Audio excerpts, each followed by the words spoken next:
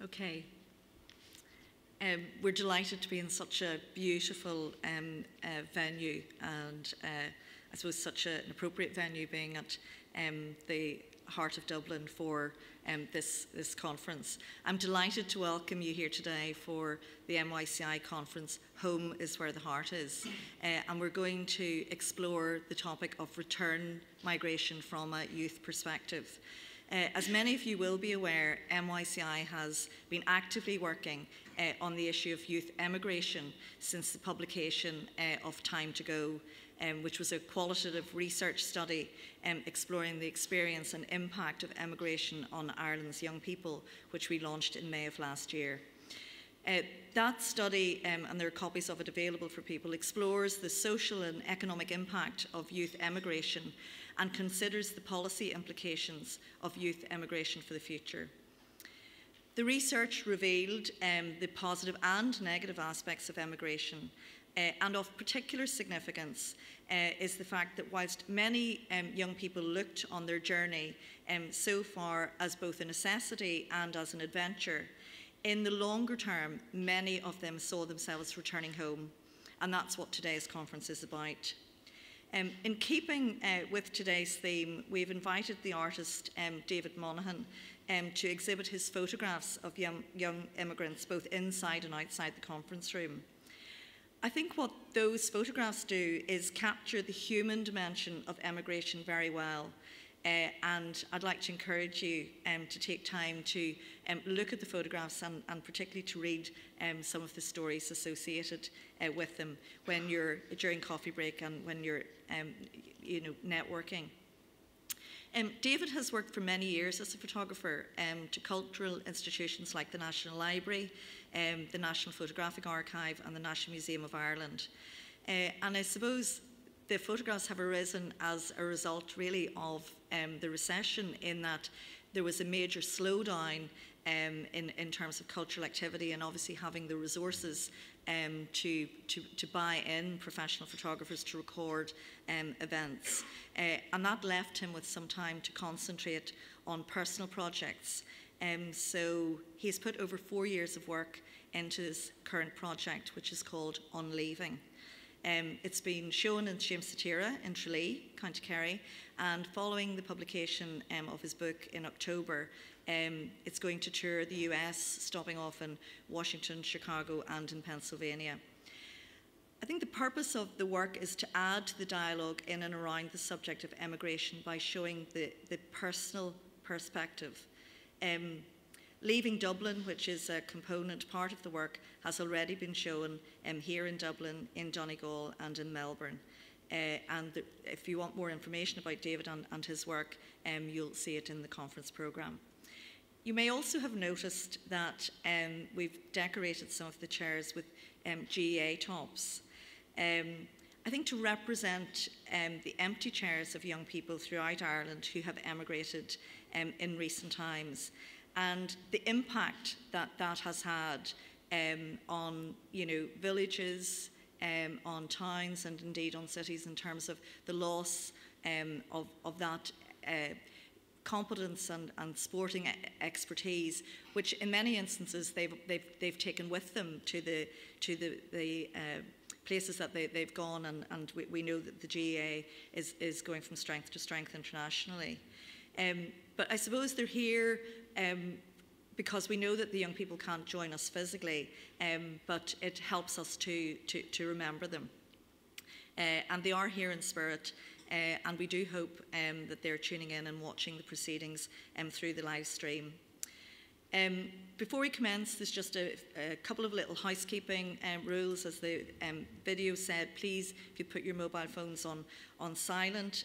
For those of you who want to tweet, the NYCI's Twitter handle is @NYCI News, and the hashtag for this event is #HomeHeart. We're going to start the proceedings today with inputs from Minister Jimmy Deenihan, Minister of State at the Departments of both the Taoiseach and Foreign Affairs and Trade. He has special responsibility for the Diaspora, and he's going to formally open the conference and provide the opening address. And then my colleague, McAleer, will present her paper. Following that, we will hear the voices of young people themselves through some short pre-recorded inputs from young Irish immigrants from different parts of the world, and then we will have the coffee break. So I'm absolutely delighted to introduce Minister Jimmy Deenihan, TD. Minister Deenihan was appointed to the role of Minister for the Diaspora just in July 2014, having previously served as Minister for Arts, Heritage and Gaeltacht Affairs. So this is perhaps one of his first formal events in that role. Minister Deenihan has continuously served in Dáil Éireann since first being elected in 1987, and prior to that, from 1982 to 87, he was the Taoiseach's nominee to Seanad Éireann. He had a long career associated with Kerry County Council, and for some of the people in the audience, they may not know that before that he had another very high-profile career as a member of the Gaelic Athletic Association, and won All-Ireland football medals with Kerry in 75, 78, 79, 80 and in 81, which was actually the year that he captained the team. And for that he received a GAA All-Star award. I'm sure he's hoping that Kerry will be adding 2014 to that kind of very significant role of honour. We're absolutely delighted that you've taken the time to be with us, Minister, and look forward to hearing what you have to say. Please welcome Minister Deenihan.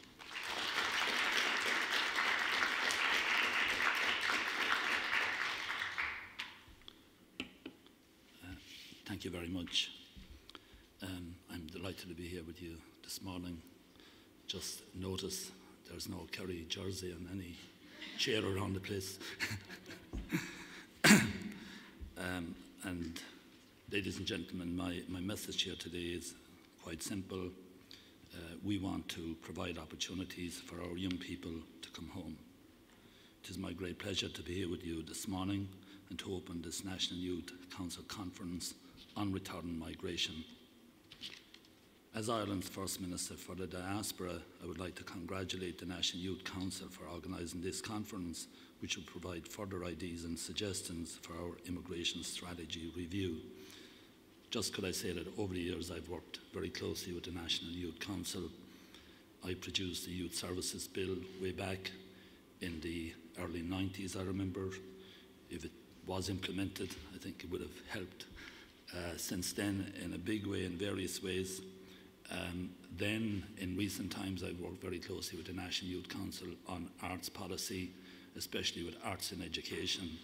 And some of you may be familiar with the Charter on Arts and Education that Rory Quinn and myself introduced, which puts an obligation on both the Department of Education and Arts and Heritage and the Gaeltacht to promote the arts in education in our schools. Number of, I suppose, previous administrations, ministers tried to do that, but I'm glad that both Rory Quinn and myself, we succeeded in doing that.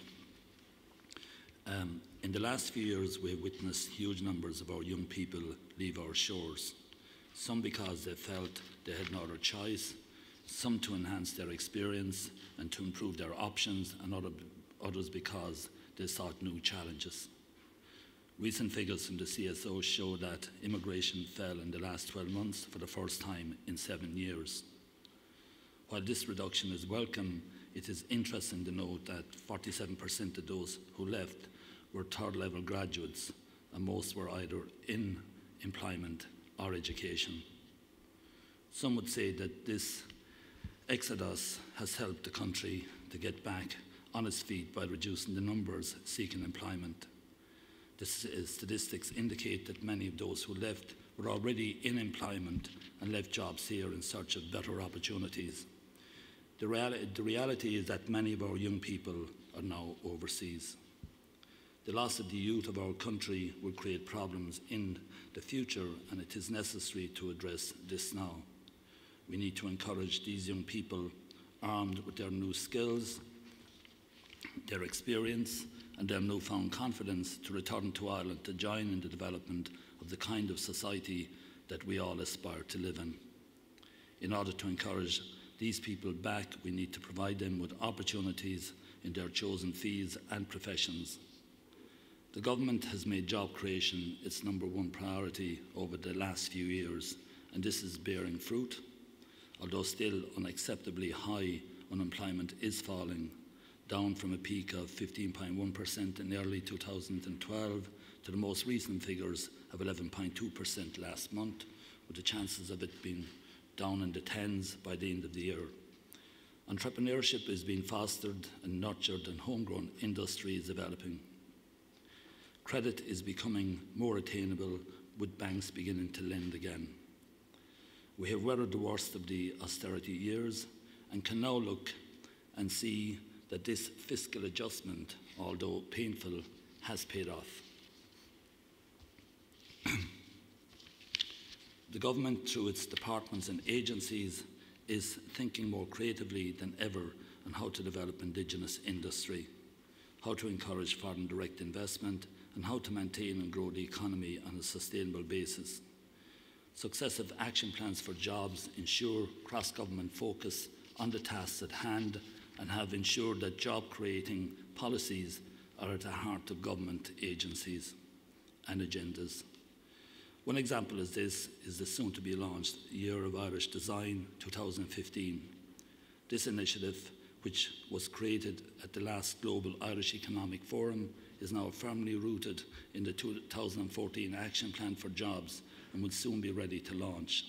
It is an exciting endeavour which puts Irish design across a very broad spectrum in the spotlight both nationally and internationally. In 2015, we will showcase all aspects of Irish design in new and creative ways, with a firm focus on developing the sector, embedding design in industry, and creating new and sustainable jobs. In tandem with job creation, every effort has been made to retrain and reskill those who have lost their jobs and to support often difficult transitions from one sector to another. Skills to Work is the government campaign to make it easier for job seekers and employers to know what government skills initiatives are available to them.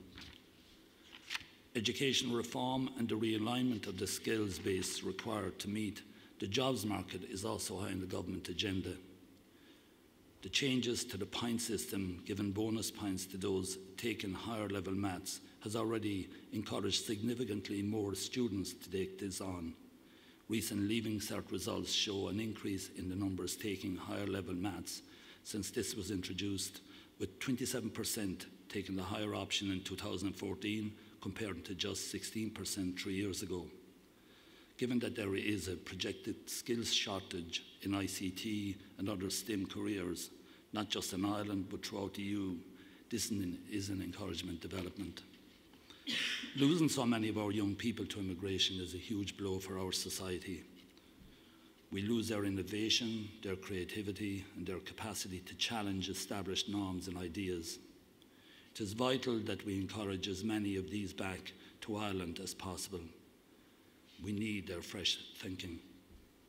It is inevitable that some will put down their roots in their adopted homes, and they, like many Irish before them, will contribute to Irish communities around the world.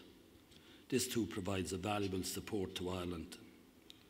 We've been fortunate to have Irish people all over the world who never forgot where they came from. Many of these people work quietly on behalf of Ireland, supporting the vulnerable, promoting Ireland as a place to visit or to do business. Some have made a lasting contribution to peace on our island, while others have made substantial financial donations to help the Irish health and education sectors. Many of our diaspora regularly assist our embassy network and state agencies in their day-to-day work, including helping with trade missions and particularly around the St. Patrick's Day period. Following the first Irish Economic Forum in Farmley in 2009, the Global Irish Network was established. This network has now approximately 350 of the most influential Irish and Irish-connected people in the world, based in almost 40 countries. This is an enormous resource available to the country, and one which we fully appreciate. One gap in the network, though, has been the lack of young voices, and I want to see how I can remedy that. The current gender imbalance in the network also needs to be addressed.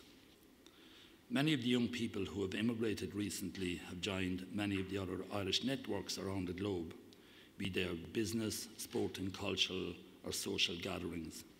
These networks provide a strong support base to newly arrived migrants, providing them with a welcome, a friendly face, and in many cases, business or job opportunities.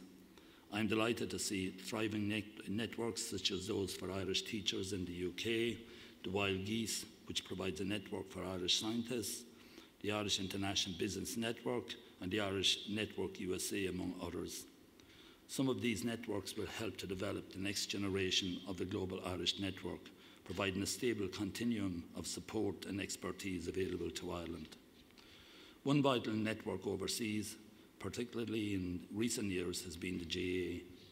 The GAA has been close to my heart all my life. I grew up in a village where it was just Gaelic football only, and it has proven itself to often be the first port of call for many new immigrants where they arrive in an unfamiliar place. The Department of Foreign Affairs and Trade has been able to partner through the Immigrant Support Programme with the GAA to help them to grow and develop the supports, both sporting and social, that the association provides to immigrants at all stages in their life journey, but particularly to our young people. And I'm delighted that we now have GAA teams across the globe, not just in the traditional areas where Irish people tend to be, but also in more far-flung destinations. We now have teams such as Myanmar Celts, that's in Borneo, and the South African Gaels as well. And I was in the Kennedy Centre down in Wexford there last weekend, and we were looking at how the GAA contributes to Diaspora, and just one statistic was that I remember from it is that there are 439 GAA clubs now around the world, and it's by far the biggest Irish sporting organisation, or indeed organisation outside of the country. And in just 2 weeks' time, I'm going to Kuala Lumpur to the Asian Games, and there's a business conference, and over 1,000 people will attend the Games. So the influence the GAA has at this moment of time is quite extraordinary. And I know there were some issues about having Sky televise some of Gaelic games, but it's reaching out now to a global audience. And as you know yourself, there was a really tremendous game of hurling in Croke Park just last Sunday week, and certainly that has promoted the game of hurling all over the world. I think something like 500,000 people saw the game in Sky in the UK alone. So reaching out to a global audience with our national games, they're our own games, they're not imitated, I think is going to help the Irish diaspora as well. And the GAA tool through GAA Go is reaching out as well, where people get that opportunity. So the GAA is kind of the glue really that's keeping an awful lot of Irish communities together, and the reference point all over the world, and it's quite extraordinary. So the Department of Foreign Affairs is working very closely with the GAA and providing them with some funding as well. Since 2007, actually, the Department of Foreign Affairs have contributed 2.5 million euros to the development of facilities, places like Treasure Island in San Francisco, to Ruislip now in England, contributed over 600,000 euros, to Rockland County in New York. So there's a huge investment going in by the GAA, by the Department of Foreign Affairs, because it values that connection. And now the embassies, the consulates around the world are working very closely with the GAA in development services, because there's a ready-made network there. And it's quite really very encouraging in one sense that network is there. And I know you're going to be hearing from some of these people afterwards. But could I say I'm in a club myself, Finnoog, it's a small club, but we're fortunate actually that we've just one person actually that we lost to immigration of our team. And I suppose as a result of that, we're now in Division 1. Maybe it's because the other teams are maybe weakening because of immigration.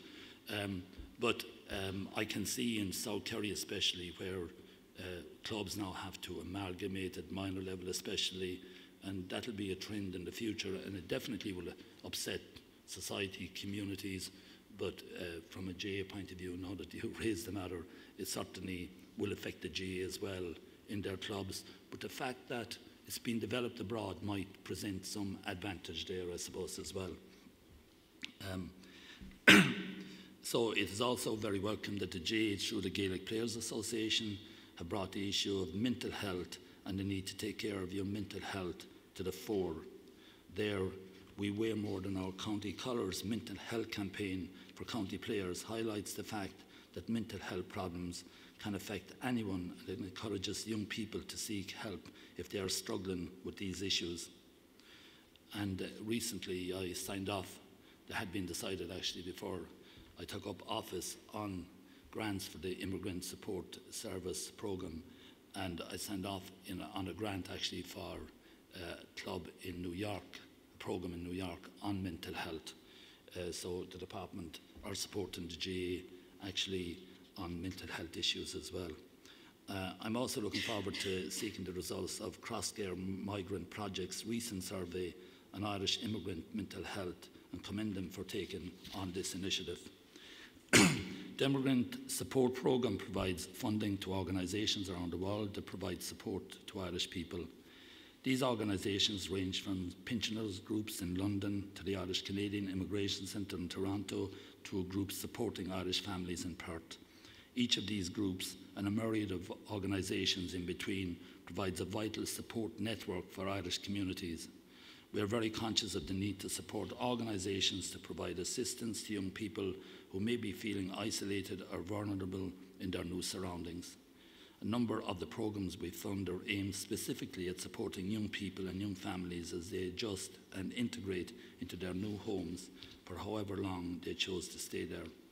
And just to mention as well, and it's something I wasn't aware of myself, that since 2004, the Department of Foreign Affairs to the various governments have contributed €100 million to immigrant support services across the globe, mostly to the UK. But it's a huge contribution, and like very few other countries in the world would have made that contribution to welfare services for the people who have left their country. So in that sense, despite the austerity and despite the collapse of the economy, we did continue in this country to provide that support, and I think that should be recognised. Of course, we can always and should provide more, I suppose, resources, but I think it should be recognised that the country contributed that commitment as well over that very challenging period of time. It is important that we also think strategically and ensure that we do everything we can to stay in touch with our young people and to encourage them to return to Ireland. There is no doubt that the government must communicate effectively with our young people who have grown up in the information age. This is true in Ireland and around the world. Change has been so swift that in a way we have not kept pace with it. We will improve our communications with young people overseas. To do this, we must communicate with them in the ways they communicate with each other. And this is something that I'm really taking a very close look at the moment. The sites that provide information for our immigrants, information on jobs, for example, if they want to come back home, availability of jobs. I'm just looking at the effectiveness of those sites at this moment of time, and I think it's really very important that the resources would be put into ensuring that communication level will be improved wherever it has to be improved. And it's something probably that will come across from this conference here as well today, and I'm looking forward to your views on that. Actually, I'm getting an American intern who I normally take on American interns as I come through the Institute of Public Administration, who's an expertise in this area. So she obviously would be new to this, so I'm going to get her to look at whatever is there if she was an immigrant, to see what's available, the information available, would it provide an immigrant with the necessary, I suppose, information if they want to look at coming back home, and how effective it is. Our aim when people decide to make the move home is to make the transition as welcoming and as smooth as it can possibly be. We are examining all areas of this process, including providing access to information and services, social welfare entitlements, regulations around residency, exchange of driving licenses and recognition of skills and qualifications. While it may not be possible to change some of the regulations that are in place, we will challenge each of the obstacles and remove barriers where possible. I'm happy to report that following work by our Embassy in Canada, the Department of Transport, Tourism and Sport and the Road Safety Authority, the first of these challenges is in the process of being removed, with progress on the recognition of Irish driving licences in place in some provinces in Canada, with similar arrangements to follow in other Canadian jurisdictions. These practical issues are important for those looking to immigrate and those planning to return. I want to know more about these issues and to resolve them where I can. And just yesterday, actually, I met an individual who came into my office off the street who said that when she left Ireland, she's been away for some time in Australia, that her driving licence, for example, her no claims bonus for insurance, her health contribution, she got no credit for what she had contributed to in the past. And it's something that is certainly, Mary was mentioning it as well to me, it's something that I must take up and try to resolve. But certainly, and even your credit rating as well, I think these are something that should be resolved actually. When I look around the room here in Dublin Castle Day, it is very encouraging to see so many experts who are here to give their time and voice to such an important topic. And I've received, and I've met some of you already, some, I suppose, pieces of information, suggestions already, and I welcome that. It's the first time there has been a minister, I suppose, totally dedicated to the diaspora. It's going to be a short period of time, a year and 6 months at most.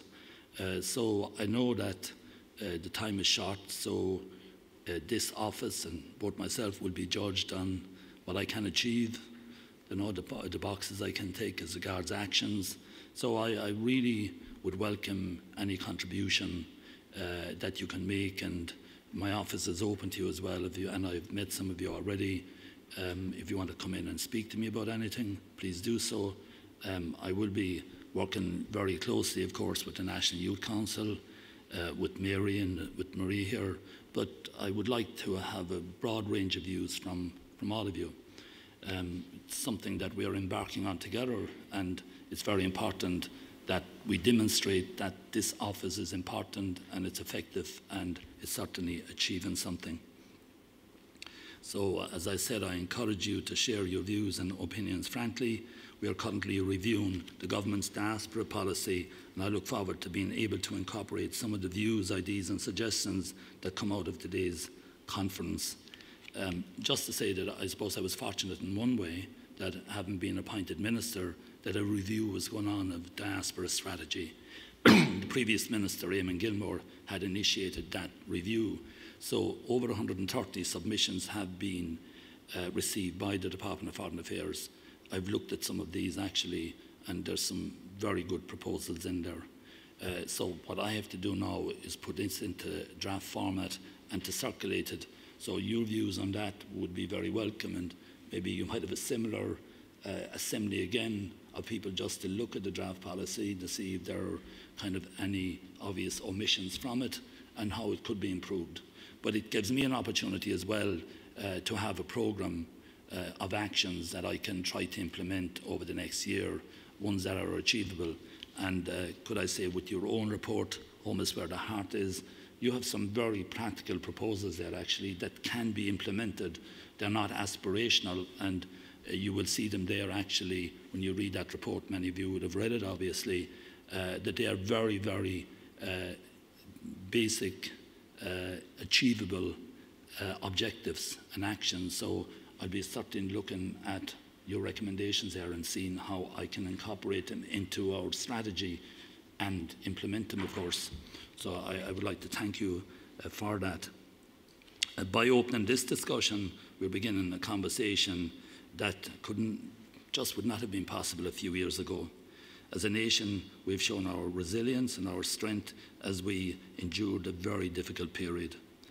We can now look to the future, welcome home many of those who left, and look forward to working with those who will remain abroad as they become the next generation of the Irish diaspora. So this is really the beginning of a very necessary conversation. It will certainly not end today. I want to be very much part of this conversation. I want you to be part of this conversation. And so together I think that we can really achieve something for our immigrants.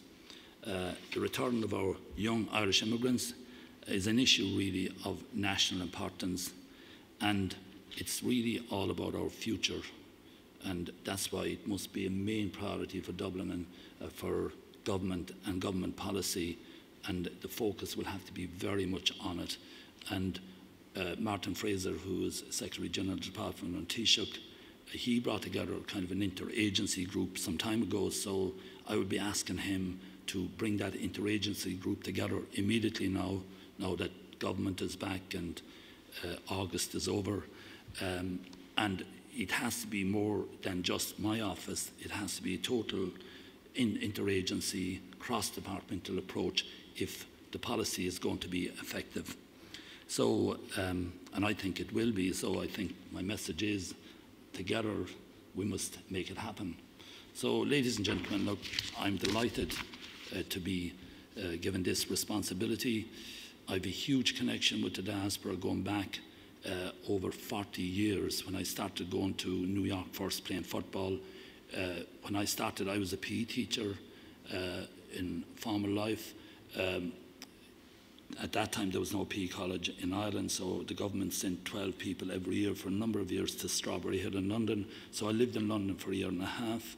So I played Gaelic football there, I played rugby there. So I got to know the Irish diaspora very well, got to know how to understand them very well as well, especially the older people. And so I have all that kind of connection with the diaspora, coming from a county like Kerry then, where you have huge immigration, still continues unfortunately. You are meeting people all the time who are directly connected with your county and even with your own family. So just to give you one story, how close it can be, I was over in London in 1989 with the Salvation Army looking at the homeless people living in cardboard boxes under the London Bridge.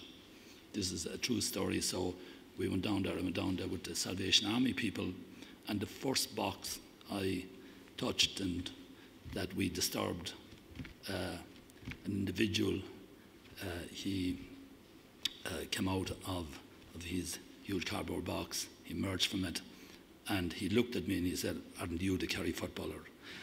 And then he said, "Will Kerry win the All-Ireland this year?" That's a fact, and he wasn't interested actually to talk about his housing circumstances, but that's where his heart was, that's where his connection was. So this is, look, a huge challenge for all of us, and I'm really looking forward to taking it on for the next year and a half. And I have a very much an open door policy. There are no experts in this. You know, we've all something to contribute, so I'll be listening to all of you. So thank you very much. Thank you.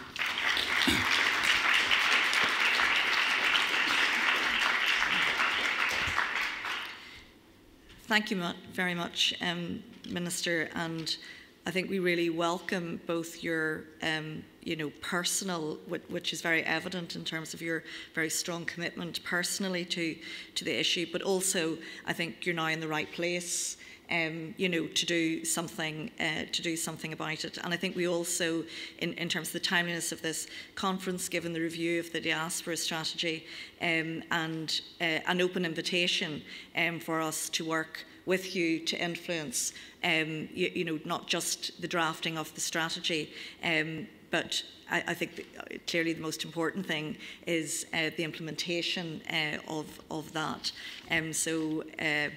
And I think we have a shared agenda when you said in your opening comment that what you want to do is to provide opportunities for young people to come home and to maintain those connections. So thank you, and I'm sure people in the audience will be very pleased to take up that open invitation. We'll move now on to Mary-Claire McAleer.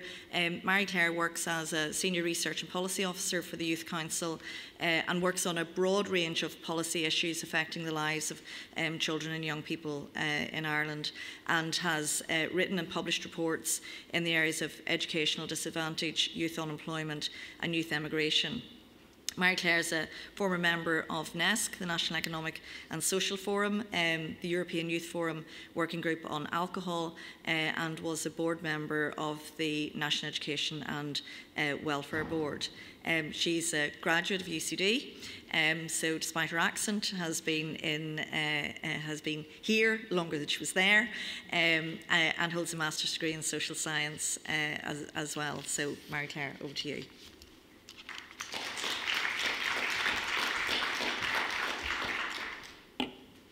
Thank you, Mary, and good morning, Minister. Good morning, ladies and gentlemen, and hello to the many Irish emigrants who are tuning in from across the world this morning through our live stream. I'm delighted to be addressing you today as we start to explore the issue of return migration of the current wave of young emigrants from Ireland. As the Minister said, Ireland has gone through and is still working through extremely challenging economic times, and as we know, the impact of recession and austerity has had a devastating impact on Irish society. Over the last 6 years, we've seen an increased unemployment and large-scale emigration from this island, which has been particularly profound amongst young people. Many young Irish people have left this small island and gone abroad since the start of the recession for a mixture of reasons.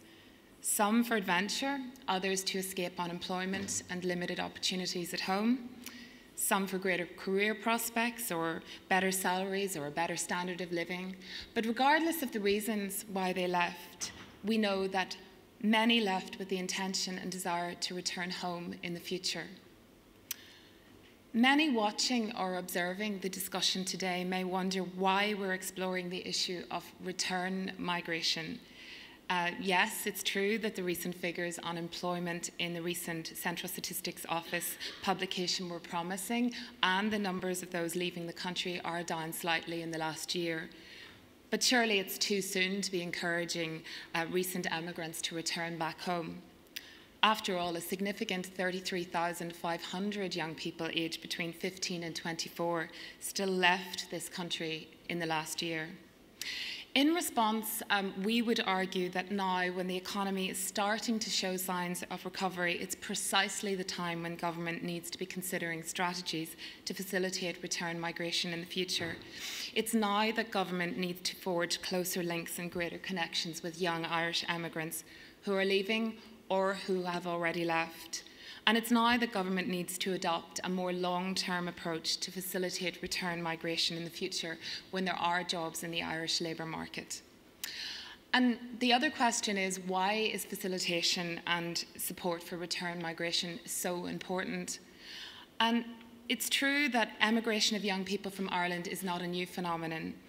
But this time around, with a more sophisticated global market and strong international competition for particular skills, there is a question mark over whether or not this wave of young emigrants will return.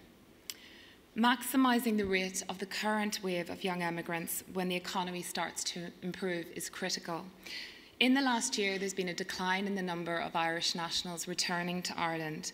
Failure to attract young emigrants back in the future has serious social and economic policy implications. The social costs, as the Minister alluded to, are reflected in the impact on the family and the alteration in Ireland's age structure and the emergence of a potential youth generation gap, which is permanent.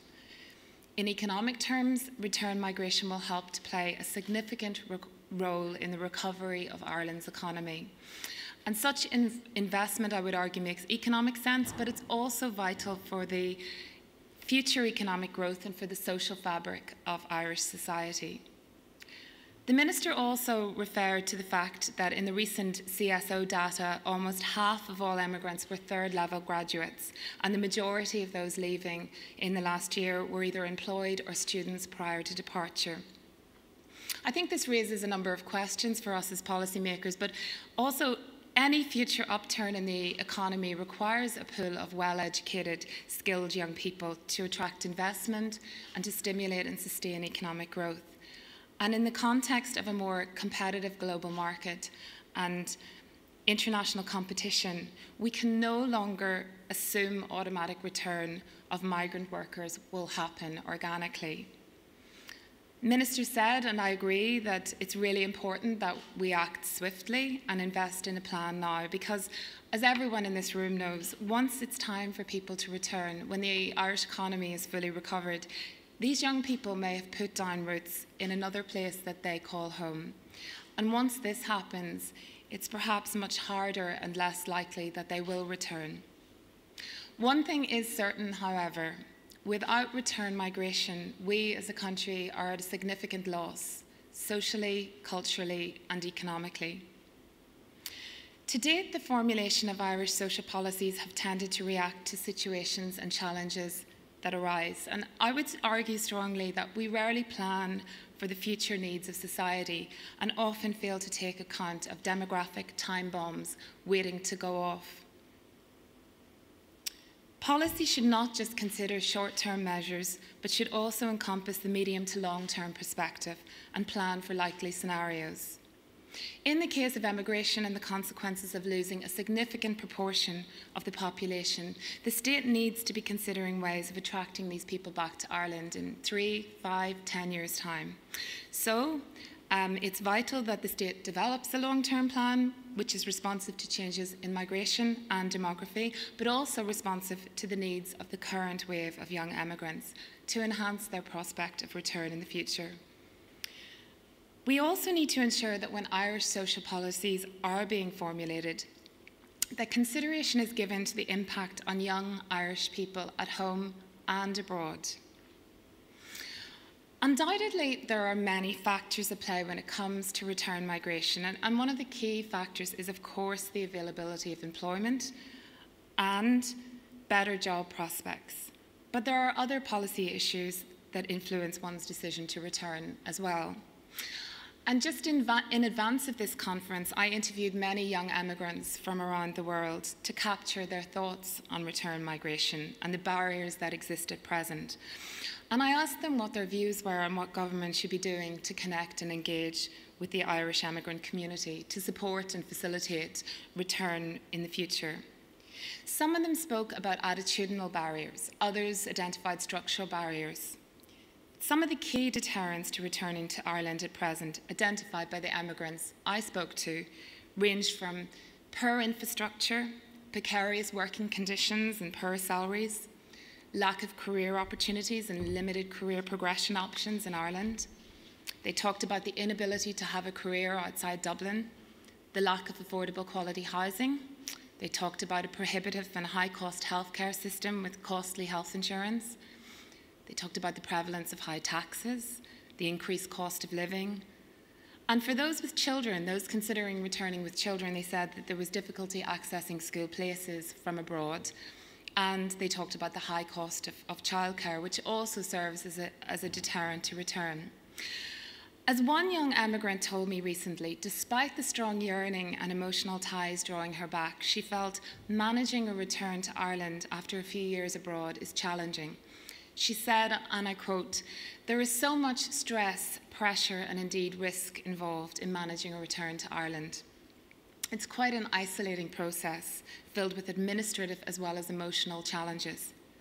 To have some sort of governmental assistance would certainly be a step towards supporting, encouraging, and indeed welcoming return migrants home."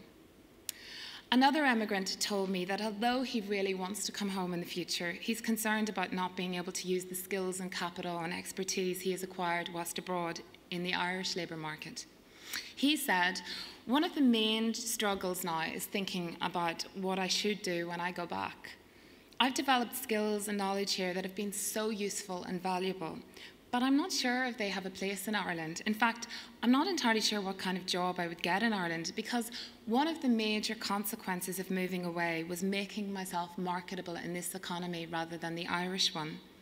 It begs the question whether the Irish economy is creating the kind of jobs that allow emigrants to come back, or whether it's creating its own kind of economy." Undoubtedly, many emigrants have had to work very hard to adapt to new environments and different labour markets once they emigrate, to secure employment and to progress in their careers. Moving back to Ireland would invariably mean going through the same process of readapting, but this time to Irish working cultures and Irish working styles. So there's also the added worry of not being able to tap into the Irish labour market because the skills acquired whilst abroad are maybe not relevant to the Irish labour market. However, one of the positive aspects of emigration is that many young people who go abroad acquire skills, knowledge and capital. The improved skills and expertise they have the potential to provide significant returns to the Irish state, and I really think this needs to be acknowledged and acted upon. In addition, there are many attitudinal barriers to overcome for a return migrant. Many writers and commentators have talked about this experience when the emigrant returns home but finds that home is no longer the home they identified with before they emigrated. They feel somewhat lost between two worlds. They have now become so adjusted to their new culture that the old culture they left at home has become somewhat alien to them. They view home now differently than before. They view home now as an emigrant and not as a native. Oberg describes this experience as reverse culture shock or return culture shock. The writer Joseph O'Connor captures the experience so well in a paper he delivered to Ireland in Exile when he describes a visit home to Dublin after a period of time living abroad. The experience starts with a strong desire to be home and to experience the comfort of home amongst friends. The next experience is the feeling of being an outsider amongst friends and not being able to relate completely to their lives or the conversations that are taking place. O'Connor describes the feeling of uneasiness and lastly, the dawning realization that he is in fact an emigrant. Another well-known Irish writer, Maeve Binchy, in one of her last interviews said of emigration, "It's become so part of the Irish experience that we've actually minimised it." Coming home after 10 years living in London, she describes meeting a school friend in a supermarket whose greeting after her period of absence was somewhat nonchalant. "Oh, you've been away." So more recently, I'm glad to say that we've started to talk about the realities of emigration and acknowledge that it exists. The absence of a political appetite to acknowledge emigration for so long served as an insult to many emigrants compelled to leave Ireland. For some, it felt like there was an almost inherent apathy towards emigration and those who were emigrating. To use the words of one emigrant who participated in NYCI's Time to Go research study, he said, "It feels very much like you're gone now. It's goodbye and good luck, and nobody really cares." Another emigrant talked about a kind of benign neglect of emigrants abroad. I think these sentiments reflect the level of emotion and strong feeling about the issue of emigration, which is an extremely complex and emotive issue, arousing many different feelings, emotions, and perspectives. It also reinforces the need to acknowledge it at a political level and enhance the level of engagement and connection between Ireland and its emigrants when they are abroad. It's important to acknowledge that some progress has been made on a number of key issues since May last year when we launched Time to Go, which was, at the time, the first piece of qualitative research exploring the experience and impact of the current wave of emigration on Ireland's youth. At the time, we identified the challenges many emigrants experienced once they emigrated. We proposed 7 policy recommendations where action was required. We looked for a minister to engage and connect with the Irish abroad, a policy response with an action plan to meet the needs of the current wave of young emigrants. We called for better data to profile and track emigrants. And we also highlighted the need to enhance the linguistic skills of young people at second level to equip them to be able to compete for work both nationally and internationally. Another recommendation in the study was the need for an agency to provide better information prior to departure and the need to provide a range of website and social media facilities to support young emigrants. We're delighted to see the recent appointment of the new Minister of State for the Diaspora, we believe his appointment provides the opportunity for the political system to respond in a practical and sensible manner to the issue of youth migration and related matters. It also has the potential to enhance and sustain the link between Ireland and its emigrating youth. Another development which has happened since May last year is the improved data provided by the Central Statistics Office in the annual population and migration estimates, which now provide data on the level of educational attainment and the economic status of migrants at the point of migration. Again, this is very welcome and useful for policymakers and needs to be developed and expanded upon to ensure that we have a greater insight into the profile of emigrants. Such data is essential in the development of policy to adequately respond to the issue of emigration and to facilitate return migration when the economy starts to recover. The announcement of the strategic review of diaspora policy is also a significant development. We believe such a strategic review of policy has the potential to respond to the changing needs of both young and old Irish emigrants throughout the world. A new strategic policy approach, however, requires sufficient resources to ensure it's fully implemented and rigorous review and monitoring to ensure it is effective. While we're encouraged by these developments, when one reflects on the significant number of young people still emigrating from Ireland, it reminds us that there's no room for complacency. Substantial work remains to be done to stem the tide of young people having to leave Ireland and to provide the opportunities for them to return in the future if they wish to. It's important that the government seizes the opportunity to ensure that those who have left and those who continue to leave are not forgotten about and are supported to return in the future. We look forward to working with the new Minister to achieve these aims and hope that the outcomes of today's conference will help to inform and influence the development of the new strategic approach to meeting the needs of young Irish emigrants.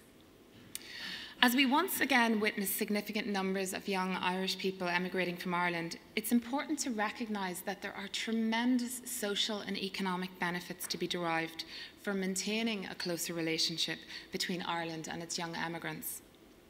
This relationship, however, must be a two-way relationship, a relationship that supports those who've succeeded and excelled whilst abroad and those who have struggled whilst abroad and long to be back home in a working Ireland. In relation to the importance of engaging with the emigrant community, it's really interesting to see what other countries are doing to engage with their diaspora and to facilitate return migration. There are many examples from across the world of initiatives that we can draw on in this regard.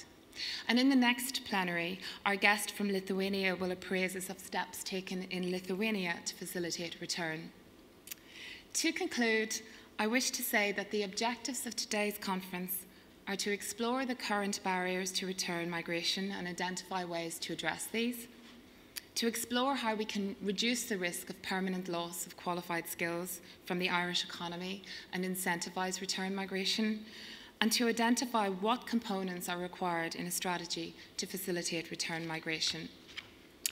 There are some excellent presentations to look forward to throughout the day, and at each plenary there is significant time for interaction with the audience and to take questions from the floor. We want to hear your ideas, propose solutions and comments, so we would encourage you to participate actively throughout the day. And to those who are viewing through the live stream, the hashtag again is HomeHeart at NYCI News, and we'd encourage you to tweet your comments and questions for panellists as well. I look forward to the deliberations from today's conference, and I now leave you with the voices of some emigrants from around the world who I spoke to recently about their situation, their intentions for the future, and their thoughts on return migration to Ireland. Thank you.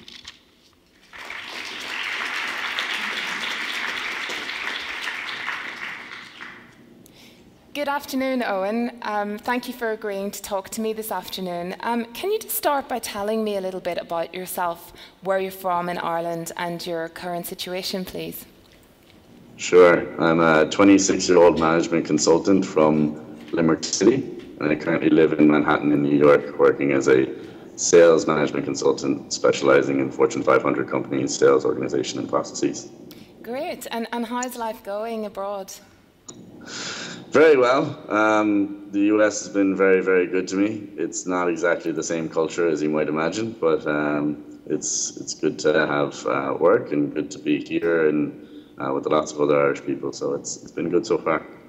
And in terms of future return to Ireland, is it something that you would consider? Absolutely, yeah. Home is home, right? Absolutely.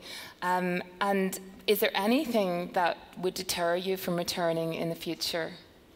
So I think the main thing that's come through really for me has been I've developed a series of skills and experiences here in the US, particular to a particular job. And as I think about going back to Ireland, I'm not sure how that transfers back. I'm not sure if the kind of work that I do is done in Ireland. I'm not sure if I can leverage the experiences that I've had here back into a kind of position in Ireland. So that's kind of the main thing that I'm concerned about now today. Okay. And you know that the event today is exploring the issue of return migration. What do you think the Irish government should be doing to connect and engage with young Irish people who are abroad at the moment? Have you any thoughts and practical steps that could be taken to support emigrants to return in the future when the economy improves? Yeah, I think it's actually a bigger question rather than just the pragmatic, practical stuff. I feel sometimes like I'm totally connected and plugged into Ireland at home through Facebook and watching the news and talking to my friends and stuff, but I'm not sure if I feel as if I'm part of the country anymore. And in many ways, one of the things that I find really amazing is I have dual citizenship. I have both American and Irish citizenship. And when I've voted in more American elections than I have in Irish ones because of the fact that I can do postal voting from Ireland to the US. Now, I can't do the opposite as it stands now as an Irish citizen in the US. So I feel like in many ways that buy-in, that kind of like sense of appreciation from the Irish political system just isn't there. And I feel like that would really go a long way for people feeling like, yeah, I still am a part of Ireland too. I haven't just, cut the rope and gone somewhere else and gone off my own jolly way and just kind of kept in contact with family, that there's a sense of inclusion there with the diaspora. Okay, thank you very much, Owen. That's been really helpful. Thank you for talking to me this afternoon. Sure. Hi, Anna. Hi, Marie-Claire. Can you tell me a little bit about yourself, where you're from in Ireland and your current situation, please? Sure, yeah. So we are currently living in Sarajevo in Bosnia-Herzegovina, originally from Dublin. We moved out here in January 2013 as a family. My husband was offered a position working with an international organisation here in Sarajevo.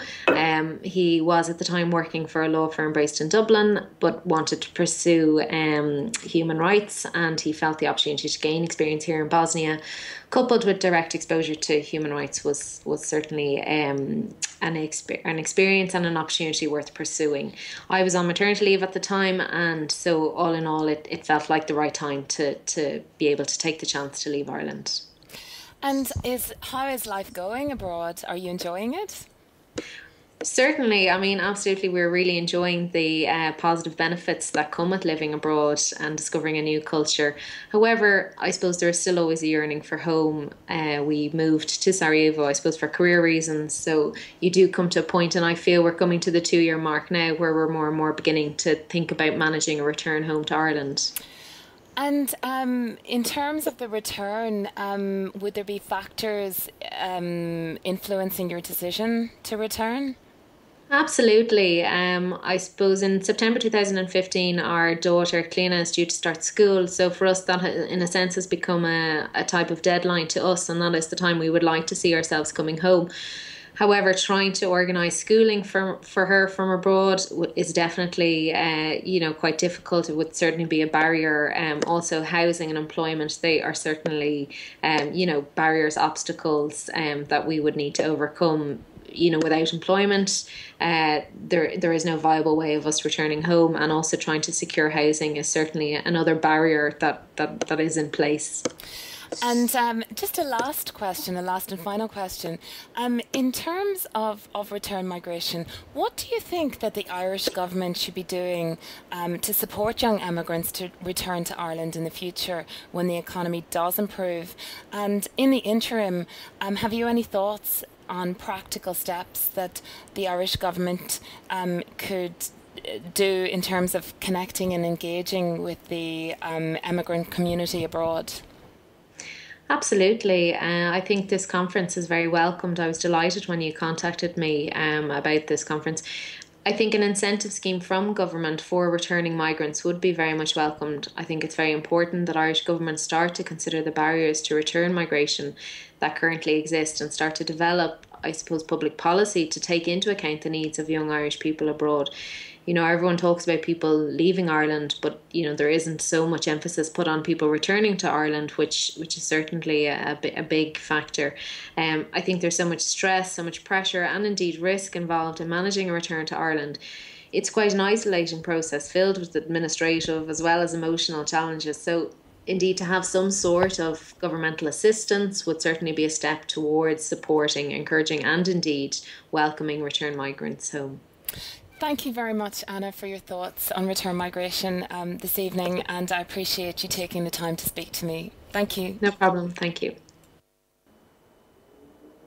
Hi, Leona. Can you tell us a little bit about yourself, where you're from in Ireland, and your current situation? I'm from Donegal and I'm currently working in London. I work with Barclays. I'm due to emigrate to Australia next month. Okay. And how's life abroad? How's it going? Life's great. I moved to London about 2 years ago. I had been working in AIB and I took a position with Barclays Corporate Banking, and I've been living here and loving it ever since. And in terms of the prospect of returning to Ireland in the future, is it something that you would envisage or consider?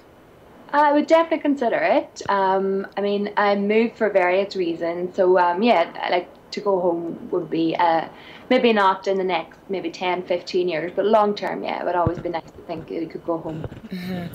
And in terms of returning home, is there anything that would deter you from returning to Ireland at the moment? Are there any barriers that you would envisage would be obstacles to coming back in the future? Obstacles? At the moment, obstacles would be, I think maybe the quality of life isn't at the minute. When I was there, I was working and getting very little reward for taking on extra responsibility. Career didn't seem to be going anywhere.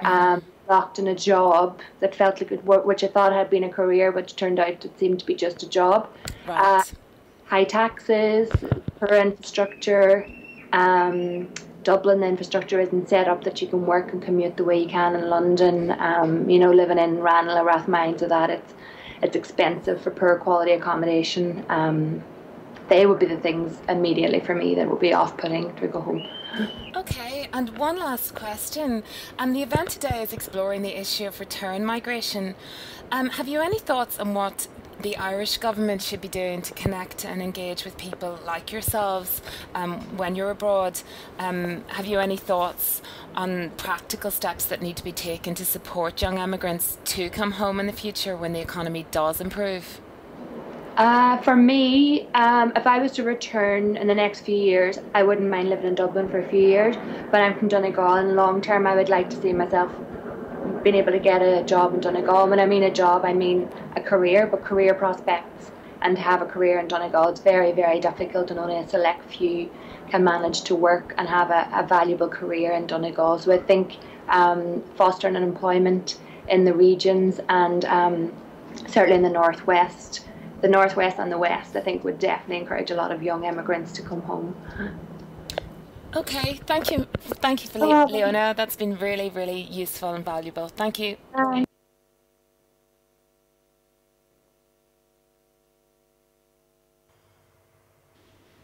Thank you very much. Thank you both for Marie-Claire in terms of outlining, I think, the complexity of the issue that we're trying to address today. And I think it highlighted the need for what you identified, Minister, in your address, but it being a cross-departmental, almost like a whole-of-government response when you look at both what Marie-Claire's input was and the voices from, you know, the young Irish immigrants themselves. So, you know, jobs obviously is really important, but it's not just about that. It's about housing, affordable accommodation, the issue about the rural, urban, regional divide, the accessing education places, childcare costs.